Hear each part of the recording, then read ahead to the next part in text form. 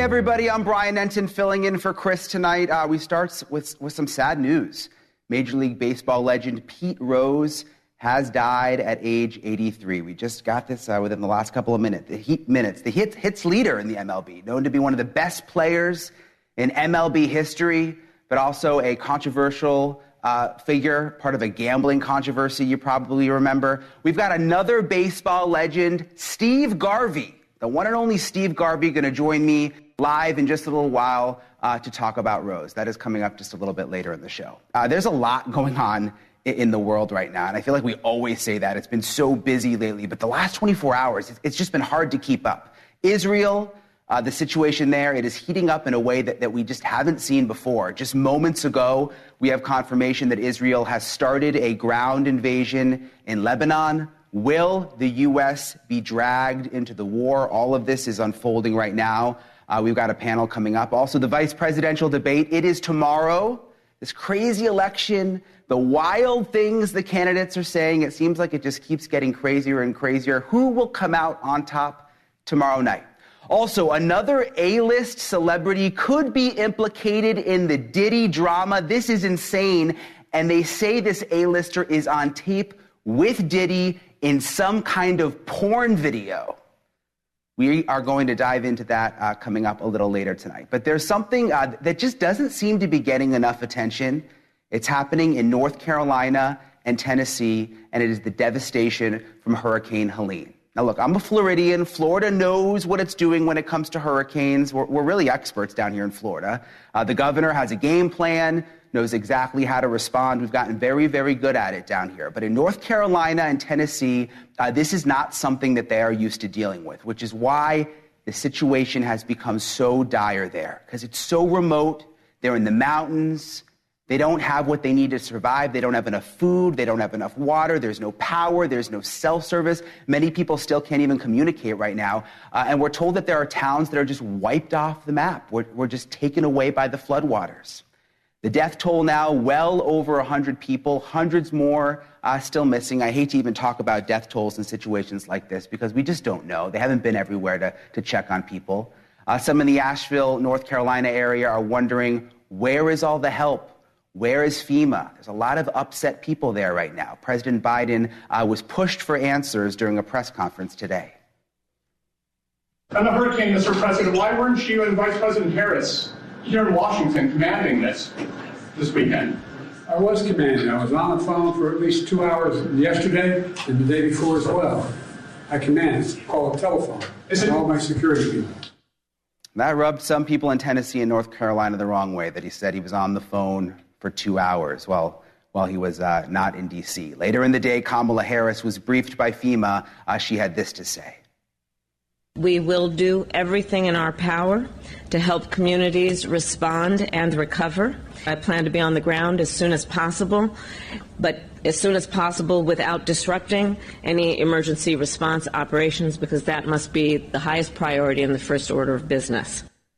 And former President Donald Trump took to Truth Social with this post today. He said, "We are now headed to Valdosta, Georgia, in order to pay my respects and bring lots of relief. I don't like the reports that I'm getting about the federal government and the Democrat governor of the state going out of their way to not help people in Republican areas." MAGA is, of course, talking about North Carolina and also Tennessee. Asheville, North Carolina has suffered tremendous loss and devastation. The videos, they're just so difficult to look at. It's such a beautiful city.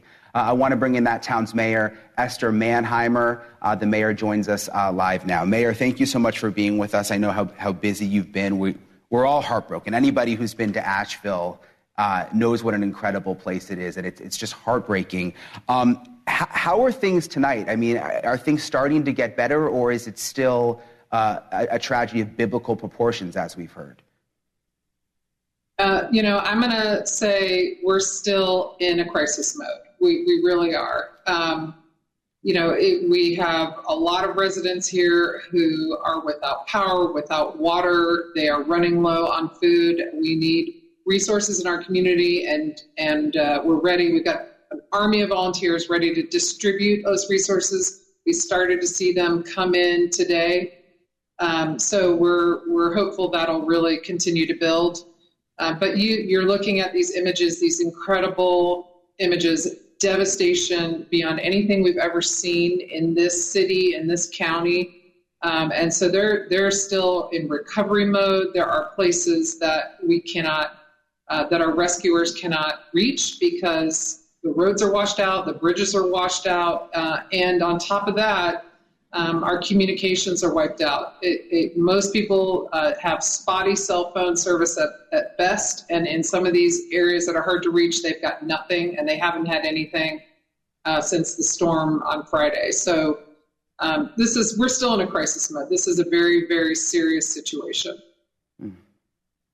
Yeah, it's upsetting to hear that there are still people who are not getting help and can't be accessed. I'm just thinking like another night now where they're without power, in the dark, in their homes. What's the holdup? I mean, we see, they're tweeting out photos of helicopters that are arriving. I mean, what's taking so long? Initially, the problem was all 4 major highways into Asheville were knocked out. And we only have 1 restored for regular folks to go in and out of Asheville. And the other 3 are still inaccessible for regular transport. I think one of them is being used for emergency vehicles to get in and out and for now resources to come in and out. So this is a situation where we got cut off from the world, and it took a minute to figure out that we were going to have to fly resources in, like you're seeing the images today, and what the best routes were to get in here with water and food and supplies. So, and I think, we're a strong community. We're prepared for natural disasters and for major events, but this is on a scale never seen before. It is a logistical challenge for our community, to say the least. Yeah, it's just awful. It's a little hard. I'm watching these pictures. We're so cut off from communication, and I'm seeing some of the pictures you're showing. It's heartbreaking.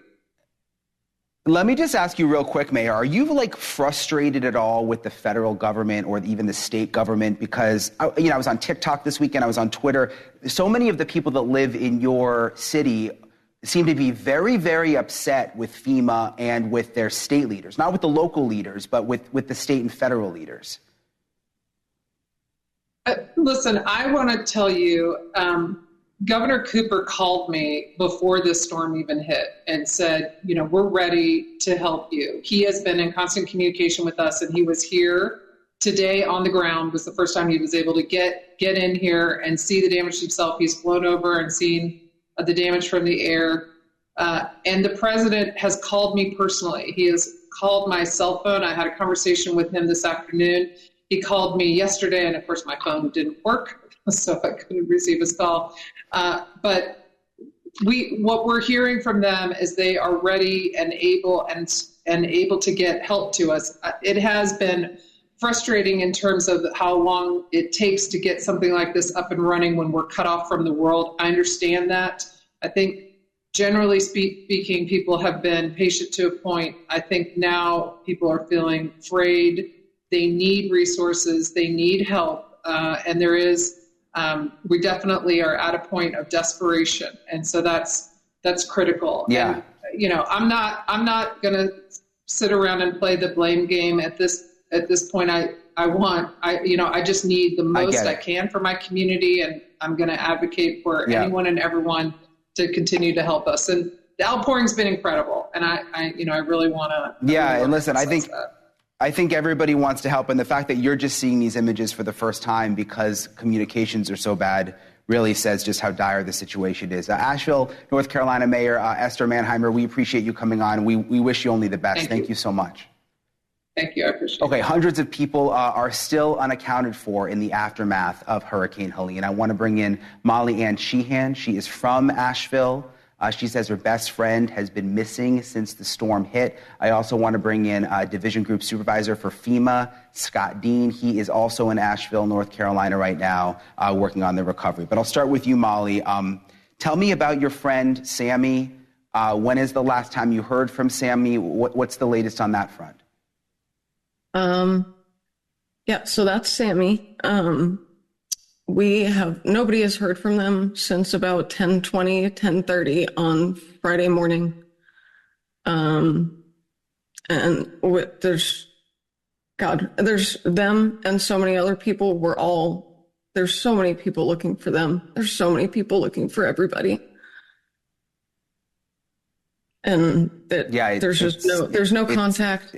Communications have started coming back, so we thought we might hear something, and we've searched everywhere, every avenue that we can, Facebook, other socials, private groups, public groups, everything, eyes on the ground. Well, listen, hopefully, Molly, it's just the fact that you heard from the mayor, she was just able to get connectivity for the first time. I mean, the hope is that so many of these people, and there's hundreds of them that are missing, just don't have a way to communicate. What's the last that anyone heard from Sammy? I think I heard it was like in an Instagram video or post.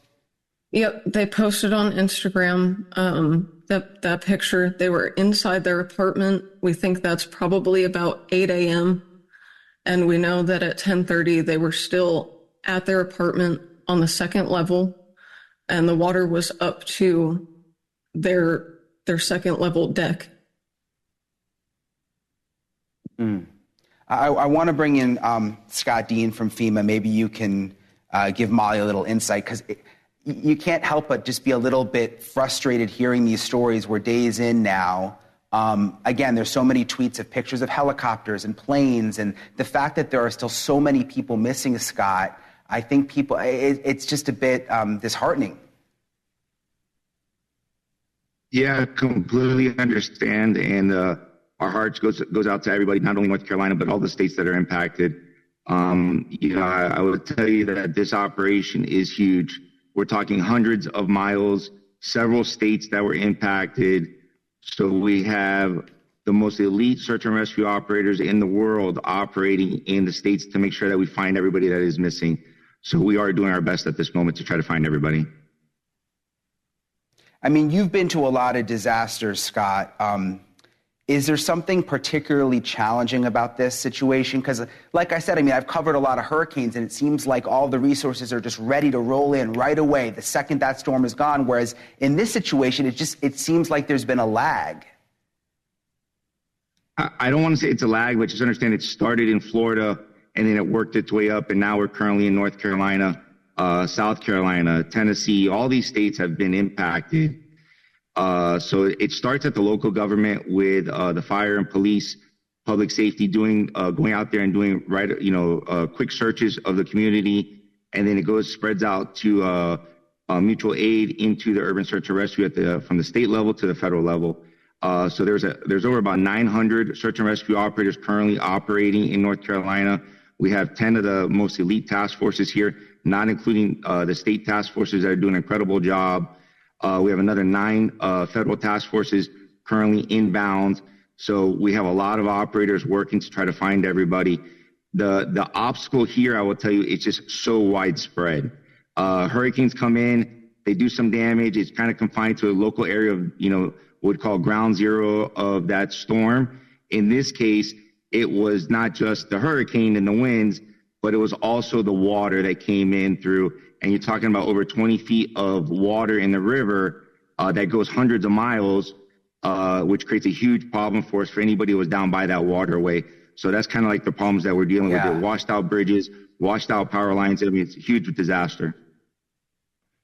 Yeah, it certainly seems like, and I know there was a point where there was not even any way to get into places like Asheville. Now, at least one of the highways sounds like it's cleared. Scott Dean, Molly Sheehan, I appreciate you both coming on. Molly, I hope that your friend is found soon. As Scott said, they've got the teams ready to go, and hopefully your friend is just waiting right now and will be rescued soon. Thank you so much. Thanks. Gosh, thinking of everybody in all the states, North Carolina, Tennessee, Florida seems like it fared pretty well compared to these other places. It's just awful. All right, coming up next, tomorrow night could be the last debate for this presidential election. And this time, it's the VP nominees. Tim Walz and J.D. Vance, they go head-to-head for the first time. Who will come out victorious? And were Donald Trump's latest attacks on Kamala Harris taking their war of words a step too far? Could it impact the debate? We're going to talk about it next.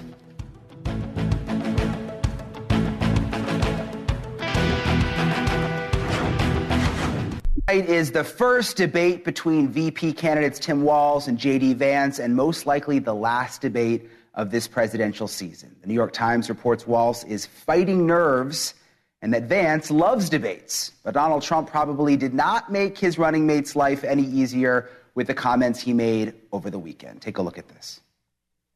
Kamala is mentally impaired. Joe Biden became mentally impaired. Kamala was born that way. And if you think about it, only a mentally disabled person could have allowed this to happen to our country. All right, so did Trump take his war of words with Harris a step too far? And who will win the VP's war of words on the debate stage tomorrow night? Check it out here on NewsNation, by the way. Journalist and political commentator Scotty Neal Hughes joins us, former Trump administration official Tricia McLaughlin, former Ohio State Senator Nina Turner, and NewsNation correspondent at large Geraldo Rivera. Good to see you all. I'll start with you, Geraldo. It does seem like the rhetoric is getting a little more biting. He used the phrase tampon Tim a couple of times this weekend, calling Harris mentally ill. Do you think he's maybe crossed the line before? Do you think he's crossed the line again, He Geraldo? knows better, please. He knows better. Forget it. That line is so far in the rearview mirror, you can't see it. He has been counseled by people who care for him, people who are rooting for him, to tone it down, to try to be a little more dignified, particularly in the current climate, with so many people dead in the southeastern states, so many missing. There should be more of a somber tone, seems to me. Let it go one day, one damn day, to let it, he knows. He knows because I traveled with him to the last hurricane I covered, Hurricane Maria, to Puerto Rico. He's the first sitting president ever to visit Puerto Rico, except for President Obama, who went once for a fundraiser. President Trump was there on the ground to bring the point, to look at the devastation, to counsel the people, to comfort the people. And all people back in the States would talk about, all his enemies would talk about, is that he was grandstanding or throwing bread around or this or that. There has to be more of a somber tone when Americans are suffering, and then to try to make political hay out of it, and then to disparage the mentally ill, the mentally disabled, or the disabled community in that way, to make them to monsterize them. I just think that it's just way out of line. Way out of line. That's my take. Tricia, I always use my friends and family as kind of my own little barometer. And I was on the phone with one of my family members today. I won't name any names, but who's a huge Trump fan, #1 Trump lover. And I could just tell in the tone that he was a little turned off by some of it. Do you think that's a concern, Tricia, for the campaign? I mean, this is Donald Trump. We've been seeing this for 10 years. You know what you're going to get with Donald Trump. I think in terms of the rhetoric, talking about turning it up, for the last 4-6 years, people have been calling Donald Trump, including Kamala Harris, has been calling Donald Trump a threat to democracy, Hitler, a dictator. That kind of rhetoric has largely led to more political violence that we don't need to see in the country. I think everyone needs to turn down the rhetoric, but I don't think what Donald Trump has said about her is dangerous in any way. Do I love the name calling? Sure, no, but you know what? It is strategy because we're talking about it right now. Yeah, no, I get it. It's a good point. Nina, I want to go to you, the big debate tomorrow night with the VP candidates. What do you expect? And the fact that Trump has now gone on Twitter and said, or X as we now call it, and said he's going to be doing a live play-by-play. What do you think that means, Nina? Well, Brian, Trump has totally changed the game. I want to go back to something, though, that Geraldo and Tricia said. It is patently important that we understand the brevity and the weight of what's happening in this country and in this world. And neither side should be playing petty games. I do agree with Geraldo in terms of people who are otherly able, who really do have challenges, to banty about that type of name calling to the vice president, understanding how women are judged differently from all political ideologies. I'm not just talking about if you're Democrat. I'm talking about women in general are judged differently. And when you have a man with the type of power and influence that President Donald J. Trump has, calling her mentally challenged, it is wrong. And he should, above anybody else, understand the sensitivity of name calling and what that can cause in this country. In terms of the debate, Brian, it is going to be off the chain, I believe, especially because President Donald J. Trump is utilizing the tools of social media in a way that no other president has done. I will say that I believe that people henceforward, even some of his detractors, will probably try to use some of that same strategy moving forward. So the man has certainly changed the game. It is going to be quite interesting, his take and how he tries to muddy the waters, because that's exactly what he's going to do tomorrow night. He's going to muddy the waters. Yeah, it is going to be interesting. I think you're right, Scotty. I want to bring you in. You know, I always think about, back in the day, it was like the spin room. You had to wait for the spin room to hear the spin and get the take and the juice. But it's almost like he's going to have his own little spin room going live during the debate. Well, this was something that was first started by Rush Limbaugh back in 2016 with the debates, and it was quite popular. And obviously, Donald Trump always has an opinion on every single segment. And I think this is his time and is his ability to not only make comments on what he would have said in that position, but also call out if he feels like the media and the moderators are not being fair to J.D. Vance. But let me just say, I think what we're expecting tomorrow night is probably the most policy-filled, highest-watched vice presidential debate yet. And if you want to see what the future of America is going to be like, then you need to look and see what these two men on this stage are going to be presenting. And I guarantee they're going to be very much a stark difference. You will not see some of the pettiness and the name calling that we came to find in the presidential debate. These two men are not only vying for the next 4 years, they're vying for the next 12 years. And the key is going to be who looks more presidential. And when you're dealing with somebody that has been playing in the majors like J.D. Vance, you're almost playing T-ball when you're dealing with Tim Walz. It's almost not fair. Oh, come on, Scotty. Geraldo, who takes it tomorrow night? Who takes it, Geraldo? It depends on what you mean by who takes it. I think that Scotty's probably right. I mean, one is kind of a aw shucks. Tim Walz, aw shucks. He is not, a skilled debater. He's not going to be sharp and incisive on his points. I don't think. He may surprise everybody. J.D. Vance, on the other hand, trained in Yale Law School. Full disclosure, my daughter Simone studied under the same teacher as he did, the same inspiration, Amy Chua, Professor Chua. He's very good. He's very knowledgeable. He's going to give answers that are very erudite and expansive. I think that, however, does he have the human touch? That Tim Walz is kind of the schmoozy guy, kind of guy next door, kind of, oh pal, oh coach. You kind of smell the locker room when you see him. Who wins? Is it going to be the professorial Ivy League, educated lawyer, or is it going to be Tim Walz, the old coach, Army veteran? Brian.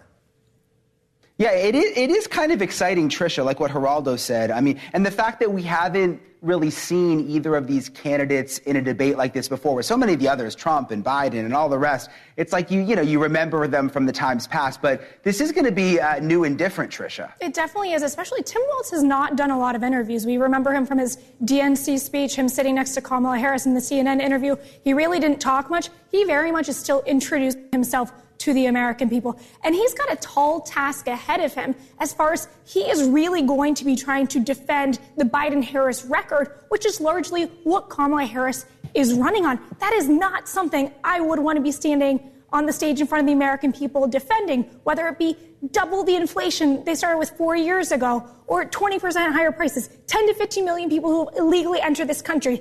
Tim Walz has a tough night ahead of him, and I hope J.D. Vance cannot get baited. He stays on message, and let's leave the cat discussions at home. He's not. Okay, just real quick, Nina, because I'm dying to know what you think. Nina, you always are pretty fair about these things, even though we know which way you lean, obviously. Who do you think takes it, Nina? Listen, no love lost between me and neoliberal Democrats because I am fair. I will say this. J.D. Vance, if he's going to be kind of like if the fish out of water, the way that he was when he went to a UAW strike line for the very first time and had an encounter with Congresswoman Marcy Kaptur, who knew that he was looking like a fish out of water and said, "This is your first time here." That is part of what J.D. Vance is not, that he doesn't have, that Governor Walz does have, is that authenticity and that kind of popular touch. So I think Governor Walz is going to surprise folks. There will be a contrast between the two men. But to your point, Brian, about me being somebody that's a fair arbiter, I think both men bring certain strengths to the stage. It would be a matter of whose strengths penetrate the voters the most. Yeah, you always strike me as fair, Nina. I always see you on with Chris, and I'm like, you all seem fair in your own ways, and we appreciate you coming on tonight. Scotty, Nell Hughes, Tricia McLaughlin, Nina Turner, Geraldo Rivera. We'll see you guys tomorrow night. Chris will be back with all the analysis. All right, coming up next, the fallout continues in the Sean Diddy Combs saga. Now claims that a person even more high profile than Combs himself has been implicated, spotted on one of those Diddy sex tapes. Who is it, and what length will they go to not to be exposed? It's an A-lister, they say. Plus, more accusations about an inappropriate relationship between Diddy and superstars like Justin Bieber and Usher. That's next.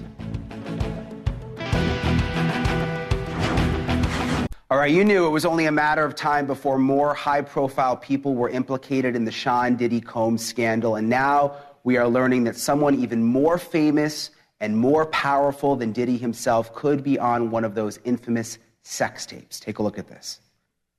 There already have been tapes leaking around Hollywood, being shopped around to individuals in Hollywood, but one particular person contacted me to shop a particular video they were in possession of and to contact the person who was in the video to see if they were interested in purchasing the video before it became a public knowledge. I've heard this. Mr. Combs was in the tape, and this other person is, I would venture to say, more high profile than Mr. Combs. Really? Really? And you've seen it? I've seen stills of the video. Okay. So you can verify that it exists, that it's real, that the other person in the video is very visible. It's no question if it's that person in the video. And I can tell the video is pornographic in nature. Wow, so who could it be, and what lengths would they go to remain anonymous? Let's ask singer, rapper, and entrepreneur Ray J and founder of the Shade Room, Angelica Wandu. Thank you both for being here. Ray J, I want to start with you. I mean, you heard that was a lawyer for one of the alleged victims here saying that she has seen the tape and the stills, and it was a porn. Who do you think you could be, Ray J?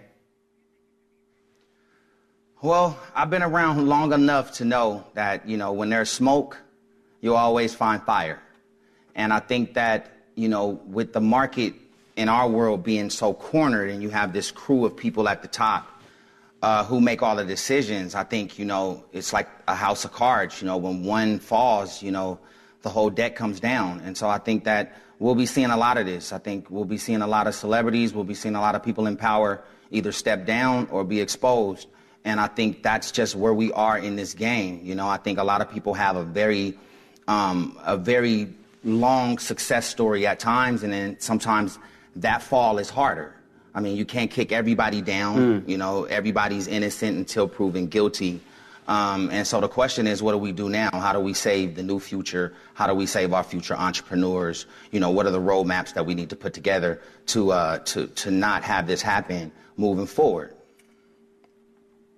Yeah, it's interesting, Angelica. The one thing that I was stuck on from that interview with the lawyer was when she said that it was someone more high profile than Diddy. And I'm thinking, that's not that many people, Angelica. I mean, what do you make of it? I mean, I think that Diddy has a lot of powerful friends. We've seen his parties. We know that everybody goes. It was the hottest thing for the last 20 years, 20, 30 years. So he does know a lot of people between politicians and people in the music industry, in the entertainment industry in general. So I think that is very plausible. There are tapes that people like myself in media have heard about. I haven't heard of any tapes that had any A-listers bigger than Diddy in them, but I know that there are people in the industry involved in some of these tapes. So, I mean, it's very plausible. Yeah, it's interesting. It all keeps coming out, Angie. I want to play something from singer Jaguar Wright. She's talking about Usher and Justin Bieber and their relationships with Diddy. Take a look at this. Diddy had been trying to get to Bieber for a minute, and his management was backing him off. But it wasn't until Usher took over management and had guardianship and gave temporary guardianship to the diddler for 48 hours. Does that sound like a good guy? It's horrible. It's horrible. Does that sound like a good guy? Now that we know what Diddy's really like, especially considering that he sat with Howard Stern, and Howard Stern said, would you send your kids to Puffy's flavor camp? And his immediate response was, hell no! So it's good enough for everybody else's kids, but it's not good enough for yours. It's so sad when you think about, obviously, all the accusations with the women, but Ray J, when you think about Justin Bieber just being a kid, and Justin Bieber hasn't said anything. We don't know what's true, what's not true. But, I mean, were you ever around Justin Bieber, Ray J? Did you ever get any vibes that something inappropriate was going on with him and Diddy? I've been around Justin Bieber and I've been around Diddy a lot of times. And I think that when you watch all of these videos that's out now and you try to, take one video that Justin Bieber was, having an issue about, and then you tie it in to the Diddy story, it gets all tangled up. I think until you hear from Justin or till you hear from, Usher, to really explain it, I think it's a lot of he say, she say. It's disturbing for sure. But I think that there's a lot of hype behind it. And I think that the more the memes, the more the stories, the baby oil stories, and the more people are joking about it, and then you tie in people's actual experiences, whether they were victimized or they went through something emotional, I think that those kind of things get distasteful, and I think it's getting out of control. And in this situation, with Usher and Justin, it's just sad that it's going viral like this without any real knowledge or real exact facts on what it could be. But it is disturbing, and I think that when you're young and you're in this game and you look up to people and you trust people and you trust them to be your mentors and you trust them to have your back and guide you the right way, and it goes the other route, I can only imagine, what people are going through at that very moment, but it's sad. Yeah, and it's a good point you make, Ray J, about it being a tangled web. Angie, I was scrolling through my feed this weekend, and I kept seeing this song that Bieber was apparently singing about Diddy, but then my friend's like, no, that's like AI. It's not even real. They made up a fake song. There's all sorts. We really do kind of have to cool it a little bit here. I mean, there's all sorts of rumors out there, Angie. Yeah, I mean, Jaguar Wright is a broken clock that's right twice a day. I mean, you know what I mean? So, she spews a lot of misinformation, and then every now and then she might have something that is legitimate. I think that for me, just like Ray J said, I like to go based on the facts. And the facts are that Usher himself was on Howard Stern, and he himself said that he experienced things when he was 14 years old at the Diddy flavor camp that he wouldn't want his own children to experience. And I feel like as a culture, we have grown so much, and we have, basically come to the realization that a lot of the things that were accepted back then are no longer okay, right? So we're retroactively going back to these interviews and we're saying, well, why was a 14-year-old around a 23-year-old man at the time? Why was he, exploited in a way where he was seeing things that he wouldn't even subject his own children to? At the time that he brought Justin Bieber to Diddy allegedly for the 48 hours. We know that Justin Bieber spent 48 hours with Diddy, right? And we know that they didn't disclose what happened there, and that, Diddy himself said on camera that allegedly what they experienced was a 15-year-old's dream. I don't know what a 15-year-old's dream is, but I can assume, right? And so I think that even at that time, it was before the Me Too movement. It was before, we were able to understand some of these things are wrong, and they're young boys and we subjected to that. So. Yeah, no, it's a good point, and I do think we all do have to back up a little bit with some of these rumors and just see what happens. Ray J, Angie Wandu, thank you both so much for coming on tonight. It's a pleasure to talk to you both. All right, coming up next, major breaking news. It is coming up right ahead. Israel just launched a ground invasion in Lebanon. Will the U.S. be dragged into the war? This is literally developing as we speak. We've got a great panel next. All All right, so breaking just minutes ago, NewsNation has confirmed that Israeli troops have invaded southern Lebanon in its fight against the terrorist organization Hezbollah. This comes after Israel assassinated the leader of Hezbollah, Hassan Nasrallah, in a targeted airstrike in Beirut. So what will the U.S. do now? Will they get dragged into the war? I want to ask former U.S. Ambassador to Lebanon and Israel, Richard Jones, and also I'm joined by Harvard law professor and longtime friend, Israeli Prime Minister Benjamin Netanyahu. Alan Dershowitz is also with us. Thank you both for being here. Richard, I'll start with you. Israel now has said that they're starting this, what they're calling a limited ground invasion. Richard, what do they mean by limited? Well, apparently it's basically commando raids. They're trying to destroy the infrastructure that has been built in a few of the towns close to the border that apparently would be used by Hezbollah in any attack. So they're trying to push back the front, so to speak, from the border as much as they can. But it does sound like it's a limited operation. But, you know, limited operations have a way of expanding sometimes. I was wondering this earlier. I mean, how does the command structure, Richard, work with Hezbollah right now? Because Israel killed their leader. So are they organized at the moment? Like, who's actually calling the shots? Well, Nasrallah has a deputy, or had a deputy. His name is Naim Qassem. But he doesn't have nearly the stature that Nasrallah had. For one thing, he doesn't have clerical training. He's more of an apparatchik. He's a bit of a hardliner. At least we always considered him a hardliner when I was there. He's been the deputy for 30-something years. But there's another person named Hashem Safiuddin who does have some clerical training and is reportedly much closer to Iran than Naim Qassem is. So he's the betting favorite among some Lebanese, at least. I personally don't have an opinion. Professor Dershowitz, Biden has made it clear over and over again, it seems like, that he wants a ceasefire. Netanyahu apparently just ignoring him at this point. Is that because Biden is a lame duck? He doesn't really care what Biden thinks? I mean, is the timing good for Netanyahu because of where we are right now with the election?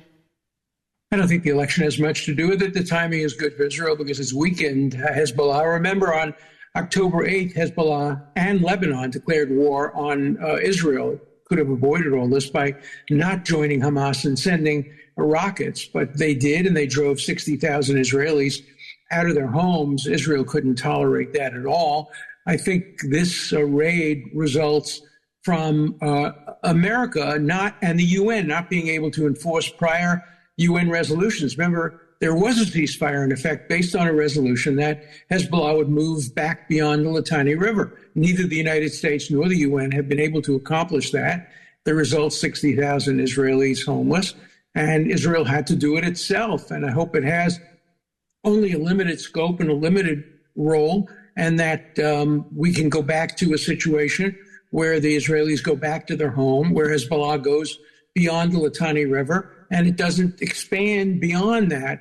I don't think this is going to expand because Israelis have knocked out the command structure of Hezbollah. They've really defeated Hamas. The Houthis have hopefully learned a lesson that when they attack Israel, their infrastructure will be attacked. Iran seems to be having its leaders hiding in safe places for fear of having happened to them what happened to Nasrallah.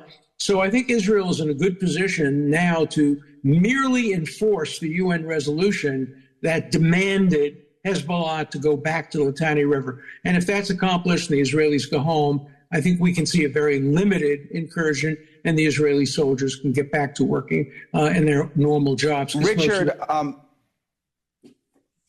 yes. Richard, I want to ask you, why does Biden want a ceasefire so badly, especially now that we're talking about Hezbollah, when they've got the blood of American soldiers on their hands? I mean, I think it's about 240 American soldiers killed by Hezbollah.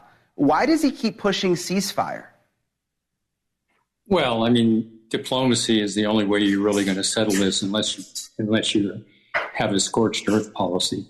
So in the long run, you have to have some agreement. And Professor Dershowitz pointed out that there is a UN resolution on this.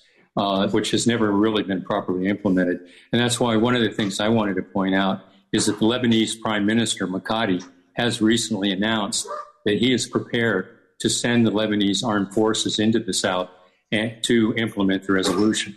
Whether or not he can do that by himself is a good question. He would have assistance from a UN force, which is there right now. And the United obviously, States to help accomplish. The United States should help accomplish that. If the Lebanese will take over and occupy that area between Litani and the border, that would be better than the Israeli troops. That would be perfect. But remember, a diplomatic solution was tried. So far, it's failed, and it has to be enforced now and parchment impeachments. I agree. Well, we'll see. I mean, look, this is just now this limited ground invasion, as they call it. They just confirmed the IDF within the last hour or so that it started. So we'll have to see how it plays out. Professor Alan Dershowitz, Ambassador Richard Jones, thank you both. Yeah, exactly. Yep, exactly. Thank you both so much for coming on. Appreciate you. Good conversation. Rare when you deal with Israel. So I'm very happy we had a thoughtful discussion. Yeah, thank you. Yeah, so that's the point of NewsNation. Thank you. All right. Moving on, baseball has lost a legend. We learned just before we came on air that Pete Rose has passed away at the age of 83. He was known as Charlie Hustle for his aggressive style of play. In 1985, Rose broke Ty Cobb's all-time hits record, a mark which stands to this day. He's got the record. Just 4 years later, Rose was banned from baseball for betting on the sport and didn't come clean until 2004. It kept him out of the Hall of Fame, and he fought to reverse that ban for the rest of his life. Rose still holds major league records for hits, games played, at-bats, and singles. And let's bring in another baseball great who played against Rose for nearly 2 decades, Dodgers and Padres legend Steve Garvey. Man, we got Steve Garvey on tonight. This is perfect. Listen, you can explain this way better than me. We got a couple minutes left. Explain to us, it was controversial in some ways. Explain to us why Pete Rose was such a standout. Well, this is all a shock to all of us throughout the world, those that watched him, those who played with him and against him like I did. I want to just tell you about Pete Rose. There's an old saying, in the bodies of men lie the hearts of young boys. This was a big, strong man who typified what passion is all about when you're playing a sport. And the greatest compliment I can give him is that, as I told my sons when I've seen classic baseball games, I said, boys, let's sit down and watch how Pete Rose played the game. And he played it with that youthful exuberance. Every moment was to take the field. He was an all-star in 5 different positions. He didn't have the great athletic skills, but what he had, he pushed it to the limits every time. And we don't always think of sports as the entertainment business, but he was one of the true entertainers. And I would say in the top 5 players during the golden era of the late 60s up until the mid 80s, when the Dodgers and Reds were competing against each other, seemed like with 10 all-stars on the field, Pete Rose was the nucleus of each game. What was he like off the field, Steve? Because obviously we've all seen, the incredible videos during the game, but what was he like off the field? Well, he was fun. He loved to kid around. He loved to talk. He had a passion for his children. But what drove Pete on the field, off the field, was always a challenge on how it could be matched. But 200 hits for hitters like Pete and I are a lofty goal. It means you have to play almost every game and get up to bat 4 times and hustle. And we set that as a goal, each of us each year. And when he would come into Los Angeles, he'd tell me how many hits I had, and I'd tell him how many, that he had. But that's the way he was. He was truly good for the game because of how he played it, his passion for it, and his love for it. And I think when it's all said and done, and if he gets to heaven, he's going to look at God, and God's going to say, well, you made a couple of choices I didn't expect, but you're going to come into heaven because you gave me a great thrill watching you. And the old saying is, life is God's gift to us, and what we do it is our gift to him. And I think in the end, he gave God a wonderful gift, and that's every ounce of his life every day. What did you make, Steve, of the gambling scandal? And do you think Rose deserves to be in the Hall of Fame? You know, now that he's gone, and it's been speculated that it wouldn't be until Pete passed away that he probably would have the opportunity to go on the ballot. I'd like to see him go on a veterans ballot in the very near future. You know, all sports now is involved in gambling. All of the different sports have invested into FanDuels and DraftKings, et cetera. He paid his dues. And I think as a forgiving society, once you pay your dues, you should be reinstated back into life. And I think he's made a great contribution to being a good man and a good person, working with children. So I don't think that Pete Rose's life is going to be for naught. And I know my personal relationship is with him, that I learned a lot from Pete about how to play the game and how to have joy in his life. Yeah, I mean, it's a name that everybody knows, Steve. I mean, what do you think his ultimate legacy will be? Well, I think each of us is going to perceive Pete Rose in a certain way and how he affected you. I've always said, you know, sports is the memory business, and the great joy I've had is creating memories for people. And I think that's what Pete has done for millions of people. He's created memories of a certain time and place that have had a great effect on them. The great championships, the individual performances, the celebration of the game of baseball, and hopefully this October, and we're at the beginning of a great playoff season. It's going to be phenomenal, that Pete will be honored and respected. And obviously we'll talk about his whole life, but I'd like to hope that he's going to give the justice and the grace that he deserves. And you make a good point, though. I mean, even just when you hear the name Pete Rose, I think it brings back a level of nostalgia for certain people. There's not a lot of greats out there where you just hear a name and it takes you right back to a certain time. Well, I think today and tomorrow, when people finally hear that he's passed away, for most people, it'll bring a smile onto their face. And maybe in this world of entertainment at a variety of levels, the ability to bring joy to people, to know that they got their money's worth by watching an individual, and that's what Pete gave everybody. Even those of us